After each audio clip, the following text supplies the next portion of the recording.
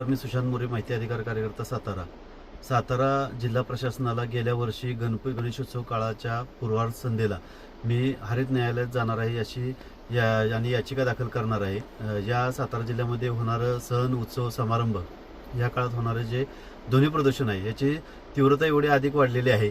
त्या तीव्रतेच्या विरोधामध्ये याचिका दाखल करणार असल्याची नोटीस बजावली होती। या वर्षी गणेशोत्सव आला तरी सुद्धा जिल्हा प्रशासनानं या नोटिशीवरती कोणतेही उत्तर न दिल्याने मी या ध्वनी प्रदूषणाच्या विरोधात हरित न्यायालय पुणे या ठिकाणी ॲडव्होकेट तृणाल टोनपे, ॲडव्होकेट निकिता आनंदाचे, ॲडव्होकेट वैभव राऊत आणि ॲडव्होकेट पूजा रानोडे यांच्या वतीने याचिका दाखल केलेली आहे।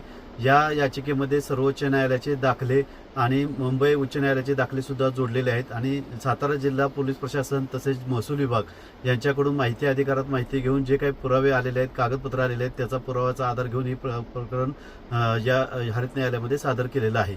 जिल्हा पोलीस प्रशासनाने योग्य ती ठोस भूमिका या वर्षभरात कोणत्याही प्रकारची घेतलेली नाही। कोणतेही तक्रारी आल्यानंतर सुद्धा कारवाई केलेली नाही आणि या संदर्भामध्ये अनेक राजकीय हस्तक्षेप होत असल्यामुळे पोलीस प्रशासन कारवाई करण्यास धजावत आहे आणि कायदा सुव्यवस्था अबाधित राहत नाही। त्यामुळे जिल्ह्यातील सर्व नागरिकांचं आरोग्य ह्या ध्वनी प्रदूषणामुळे धोक्यात आलेलं आहे।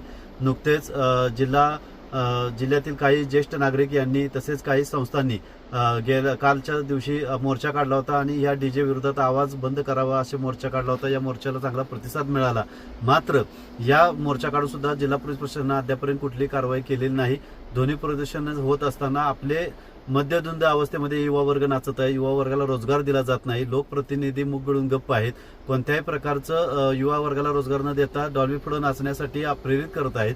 अशा सर्व लोकप्रतिनिधींना माझी विनंती आहे की ध्वनी प्रदूषणाबाबत आपण ठोस निर्णय घ्यावा, जिल्हा पोलीस प्रशासनाला आणि जिल्हाधिकाऱ्यांना पूर्ण सहकार्य करावं आणि डॉल्बीला ही जी बंदी आहे, डीजेला जी बंदी आहे किंवा लेझर शो असेल याच्यावरती पूर्णपणे बंदी घालावी। यावर जर कारवाई होत नसेल तर ही लोकशाही धोक्यात आहे असं माझं म्हणणं आहे। धन्यवाद।